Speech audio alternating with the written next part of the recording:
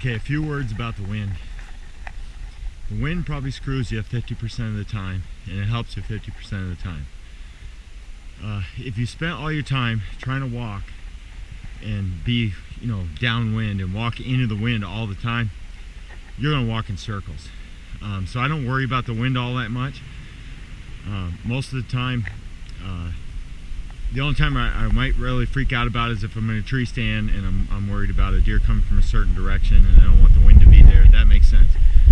But when I'm walking around and stuff, especially tracking a buck, a lot of bucks, once you jump them, they like to run downwind so they can smell and see if you're coming behind them.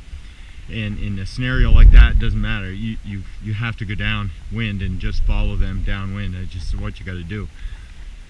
If I'm at crunch time and I'm getting pretty close to the deer and the wind suddenly changes and blows right down the track, I tend to pick up the pace a little bit more. If I go real slow, it gives it more time to thoroughly saturate ahead of me my smell. So I move right along when I'm going with the wind, and I got to close the gap between me and the deer, and the quicker I'm there before he smells me, the more I've got a little bit of a chance. Most deer, usually are not straight in front of you when you're tracking them. They're off to the side somewhere. They'll walk up, and especially if they're going slow and easy, they'll walk up and circle a little bit, and they'll be standing on one side of you usually. So I always really look to the sides. When I'm scanning the woods, I look real quick once to see, just almost like you're riding down the road, that real nice fast check, and see if they're right in the open. Then I'll go through and look again very slowly and make sure I'm not missing anything. And I do all my looking first, then I look down at the track. That way I don't get caught moving and bump into something.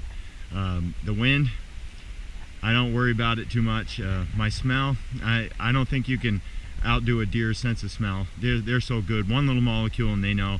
And just the breathing that you do puts out enough molecules and makes enough scent right there so that they're going to smell you. So I don't worry about it, and I just go to it. And the other thing that's probably real important is how you walk through the woods.